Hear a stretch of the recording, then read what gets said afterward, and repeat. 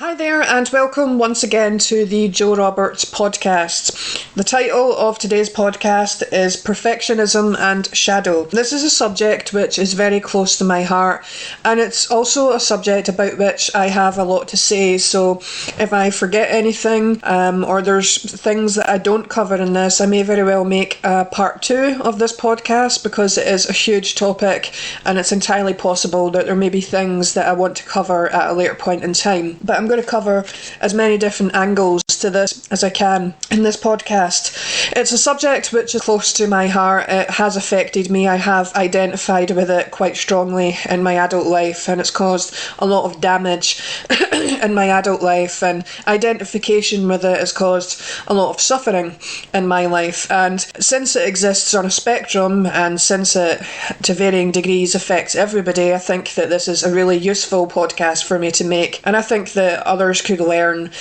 something from my mistakes. So I'm going to talk a little bit about this. It exists on a sliding scale. I think that perfectionism to varying degrees affects most of humanity. So there is a relationship between perfectionism and shadow, that is to say the collective unconscious.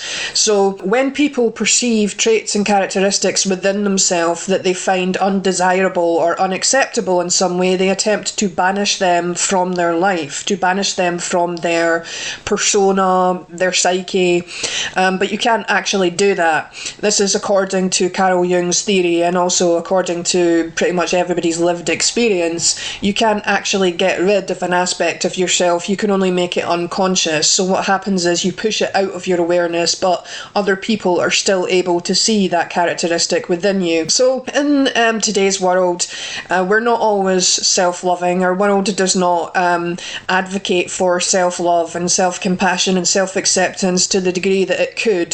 So I think it's fair to say that the vast majority of human beings on the planet today are not as self-loving towards themselves as they could be. Ergo, perfectionism exists on a sliding scale, and it's fair to say that most human beings will have things about themselves which they consider to be less than desirable and perhaps unlikable or unacceptable in some way, and they attempt to hide those things from other people's view. However, it's not really possible to do this, and it can only become unconscious. Others will still see that particular thing within you. We all experience different levels of perfectionism. I have at times in my adult life been crippled by it. It affects various different aspects of your life. It can affect you in your work. It can affect your body image, your perception of your own attractiveness, your intelligence. It can affect pretty much everything and anything about a human being. There's different expressions of it. Another quite big one is religious and spiritual perfectionism. That's huge. We see quite a lot of perfectionism in New Age spirituality. People holding themselves to ridiculously high standards. There's a lot of it in the New Age. I see a lot of it in veganism, actually. There's levels of perfectionism in that are quite high, and they tend to be directed at others as well. Generally speaking, perfectionism is a problem, and if you relate it to things like body image and attractiveness, it's a huge problem in the Western world. Perfectionism can actually end up having a deleterious effect on you, and it can end up having an opposite effect to the one that you actually intend, i.e. banish it to your shadow, and then the traits and characteristics which you're trying to get rid of from yourself actually start to ferment in your shadow, and they actually start to become pretty obvious to those around you. And what happens is you actually split your consciousness, so you start to become unaware of those aspects of you, but they still continue to operate, and others will see them within you. It creates gaps in your awareness, so those things are still there, but you just don't see them. There's also other expressions of it. I would like to talk about what happens in very extreme cases of perfectionism. My perfectionism and my adult life was quite crippling at times. I held myself, I'm sorry to say, to ridiculously high standards in my adult life, which is why this subject is very close to my heart, because it caused a lot of suffering and misery in my life when I identified very highly with perfectionism, and I caused a lot of suffering in my adult life because of this. I was was very interested in New Age spirituality. I still do have an interest in spirituality. I still have faith. I still believe in God. It's a non-denominational faith, so I don't subscribe to any religion. I never did. And in my adult life, I gradually, I think over the past 10 years, especially when I first began getting interested in New Age spirituality, I gradually escalated my levels of perfectionism more and more and more, and began getting rid of more and more aspects of myself. I began to remove lots of things from my life. So I began to denounce things like television, watching television, popular culture. I gave up lots of interests. So I made an enemy of watching television, playing video games, which I used to love. I deprived myself of certain things.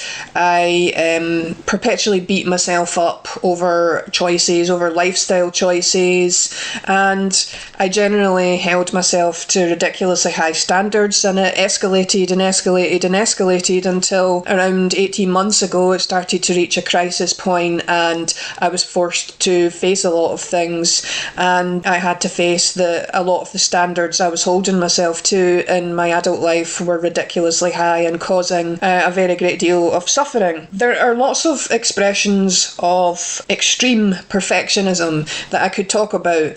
I've known other individuals in my lifetime who are also guilty of perfectionism. It can create a split within a person's psyche, which in very extreme cases can result in a sort of Puritan / deviant split, whereby the person, and this is particularly true of those with very strict religious backgrounds, can actually cause a split in their sexuality, where they have one aspect of them that is like a Puritan and denounces most, if not all, sexuality, and then in other respects they can actually take on certain deviant sexual characteristics, and this, you tend to find this can come up quite a lot in sex crimes. Sex criminals quite often have this split. This is a direct result of very extreme expressions of perfectionism, spiritual perfectionism, and this does crop up a lot in sex crimes. There are some very horrific effects of extreme perfectionism, which I've personally experienced. I've experienced decreased quality of life. It can actually create performance anxiety in such a way that your skills, talents and abilities actually start to suffer as a result of it, and you will, I would say, shine less brightly than you otherwise would. You can experience reduced concentration, reduced awareness. It can actually have the effect of diminishing your capacity to concentrate. It creates very poor relationships because people will simply not enjoy being around you and will not like you if you're holding yourself and probably others to ridiculously high standards, so your relationships will suffer as a result of it. It results in, if you apply it to your emotions, terrible emotional intelligence, because if you regard all emotions other than happiness as bad, you will diminish and diminish and diminish your emotional intelligence, and we see a lot of this in the world today. That's another topic which I could also talk about in another podcast. There are a lot of people that have this good vibes only outlook. You have to be able to take care of all of your emotions as they arise within your life. So you can create really, really bad splits in your consciousness as a result of this, and you can end up having a really terrible relationship with your emotions. I've experienced this as well. I had a really difficult relationship with my anger throughout most of my adult life, and it came about as a result of having a father who had a very poor relationship with his anger, and he also projected a lot of his anger onto me, and so that then created a problem in my adult life with my anger. So if you try and banish certain emotions from your emotional repertoire, they will intensify and you will struggle with them, and they will keep coming back to haunt you over and over again. It increases your defense mechanisms. So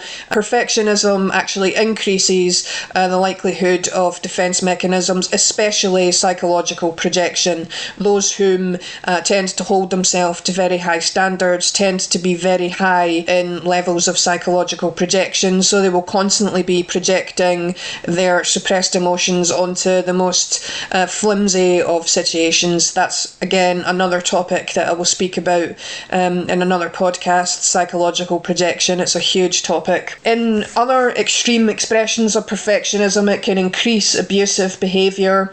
It can actually have the effect of increasing things like narcissism, pathological narcissism. Many pathological narcissists, particularly the covert kinds, are highly perfectionistic. It can go hand in hand with other disorders as well, but abusive behaviour can come about as a result of perfectionism. It's a very common expression of it, again, relating to spiritual perfectionism as a sort of religious zealot parent figure that can cause a lot of damage. Criminality can, in some very extreme cases, be a possible offshoot of perfectionism, again, because it's creating splits. So the thing that you're trying to banish can intensify in your shadow, and it starts to create a more and more pronounced split in your consciousness. It can create crippling performance anxiety, which can then, in some cases, lead to sexual dysfunction. I personally have a theory that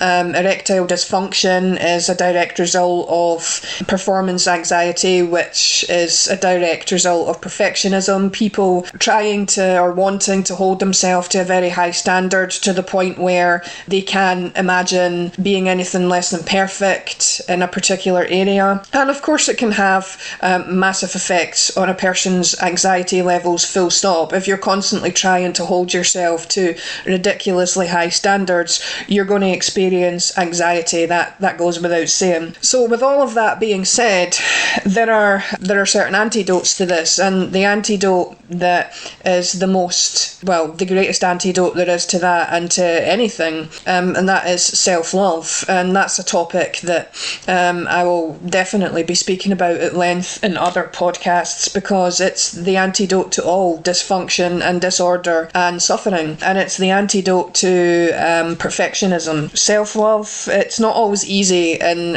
our society, and I'll refer sort of specifically to Western society because that's where I live, but I think the world in general, it's not always easy to be compassionate and loving with yourself. Our world doesn't always encourage that, it doesn't always foster that, but that is the antidote to perfectionism. Self-acceptance, self-compassion, self-love. And those are the things that I've had to start ushering into my life as a result of my very high level of identification with perfectionism in my adult life. And it got to such a crisis point that my level of suffering was no longer tolerable, and I sort of around 18 months ago reached a crisis point, and from that point onwards I had to start prioritising self-love and self-compassion and self-acceptance, and it's the antidote to all perfectionism. People being kind to themselves, being loving towards themselves, that is the antidote to perfectionism. It's the antidote to all perfectionism, and it's loving yourself and others. If you're perfectionistic, you'll find it difficult to accept others as well. So these are some of my insights and observations on the subject of perfectionism. As I said, it's a very weighty topic, and I'm sure that there is a lot more that I could say about it, so I may very well at some point in time do a part 2 to this podcast, but I hope some of my insights have been useful to somebody somewhere. Bye for now, and thanks for listening.